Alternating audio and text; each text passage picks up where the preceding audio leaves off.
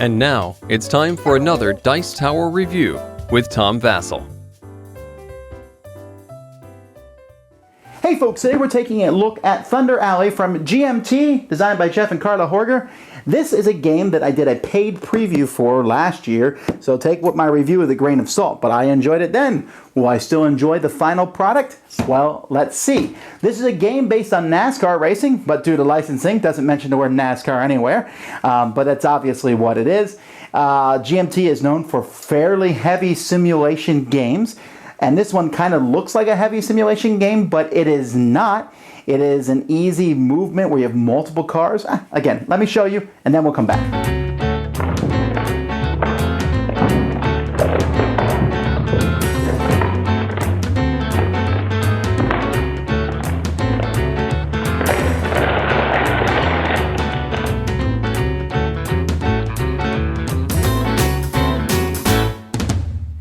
Okay, here is one of the tracks. The game comes with 4 different tracks. This is Pullinger's Pyramid.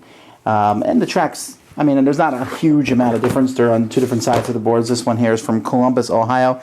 Each track has a certain number of spaces and a certain number of laps. Like, for example, this one is 2 laps. Now, essentially the game is, the race is a 500-lap race or whatever, but there's 2 actual physical laps of the board.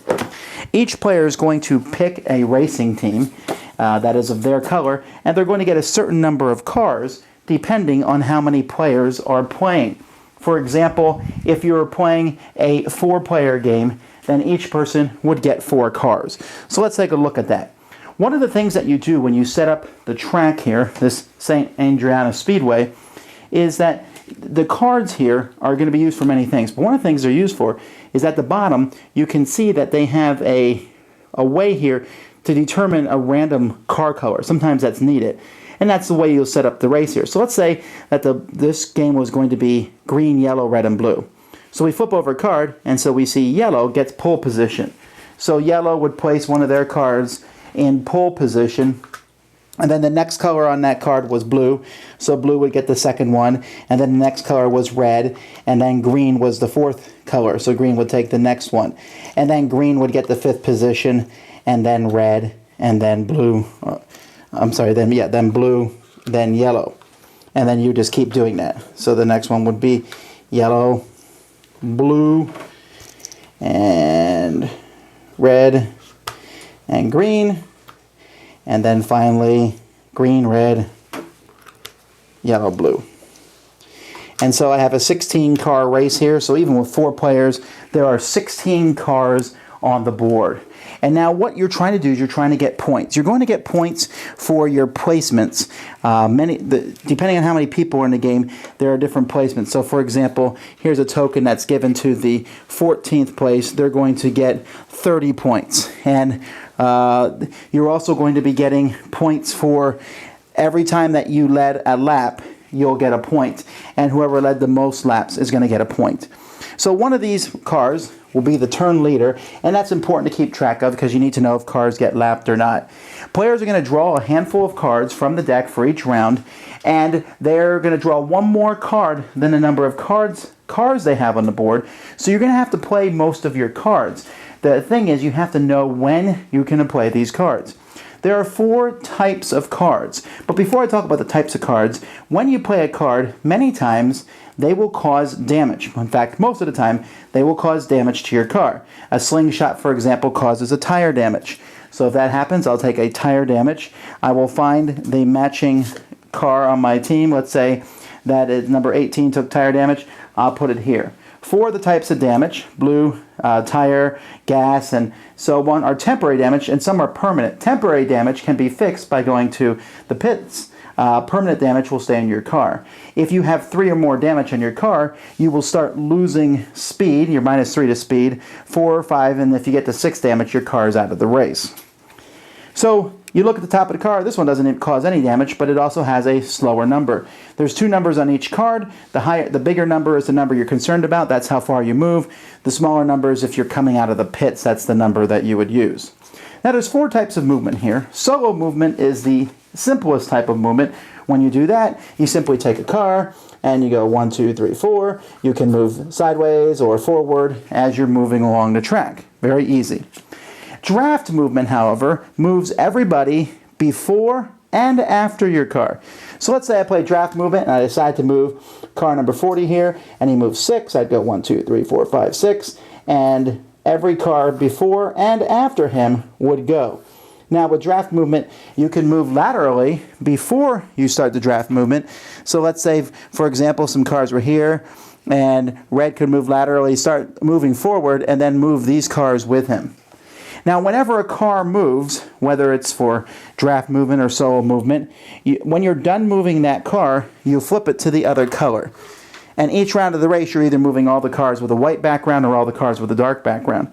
So if I've moved 42, then I have to move 77 later on in this race when I'm done with that one, and so on. I go back and do my other cars over here. Now, there's two other kinds of movements. I mentioned draft and solo movement. There's also pursuit and lead movement. Both of these movements here are very similar to draft, except pursuit only moves the cars in front of you, and lead also moves only the cars behind you. Lead means you can pull out and go, and all the cars behind you will come with you. Pursuit, you can move and then start moving forward, and all the cars in front of you will also move. There's also some rules that if you are, let's say, doing lead movement and you move into another car, you can pay movement points to push them out of your way. You can move sideways to push cars out of your way. There's not a lot of collisions here per se, thanks to the movement. So everybody's going to move, and your cars can move multiple times if you manage to have them near other cars and they drive per turn. So there's going to be a good chunk of the track turned. It's very possible for you to move halfway around the track. Many of the cards also have special abilities that let you do something or force you to do something, like Clean Air lets you catch up if you're far behind. After everyone has done these cards, then an event card is drawn. There's a whole event deck, and all sorts of events can happen.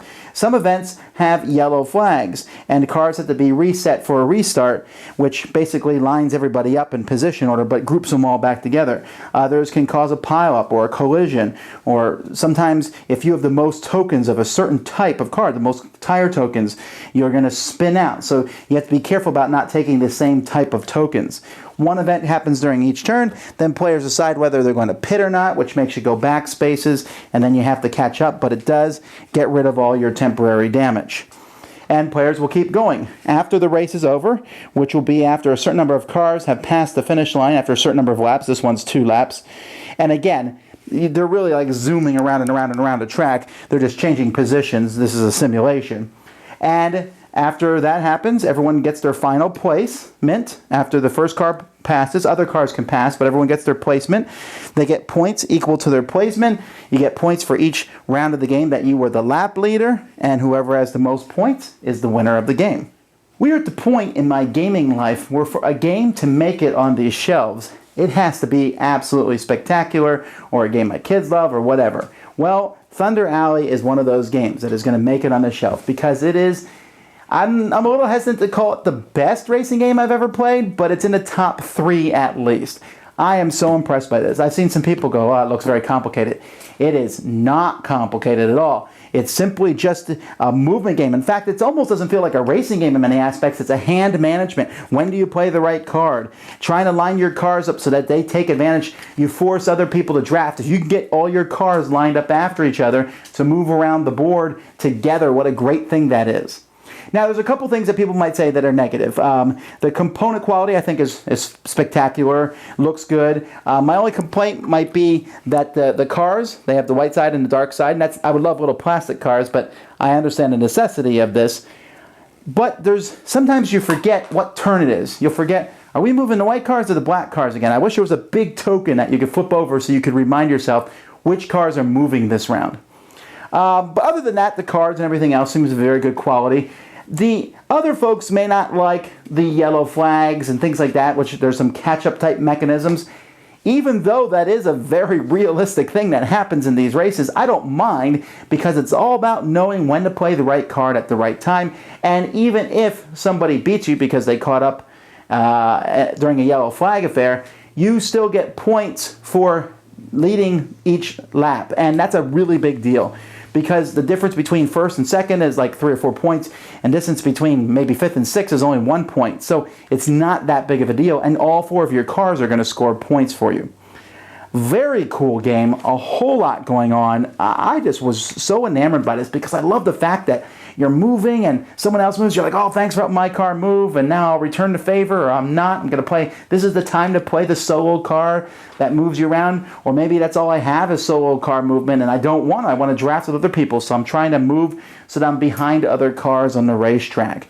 Really neat. I mean, it really kind of feels like there's 500 laps have gone by, and the game is not that long. But I will say that if you go the full complement of 7 players, it's going to drag down more so than not. I think this game is best with 4 players, 4 cars each, or even 3 players. How many cars do 3 players get? 5 cars each, so 15 car race. That's pretty easy. The same number of cars are moving, and so the game doesn't really technically take long with more people, and it's just that those people will think more. It also is kind of gratifying if one of your cars is doing poorly, another one might be doing quite well. And so that kind of mitigates you, like, oh, I have my 1 car and he's at the very end. With 7 players, it's 3 cars each, which is a 21 car race.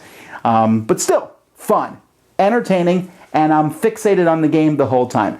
Highly, highly, highly recommend this game. An amazingly great game. Doesn't say NASCAR, but it should, in a sense. NASCAR should give their license to this because it's the most accurate NASCAR game I've seen without being this overly crazy simulator, and yet still maintains a fun game.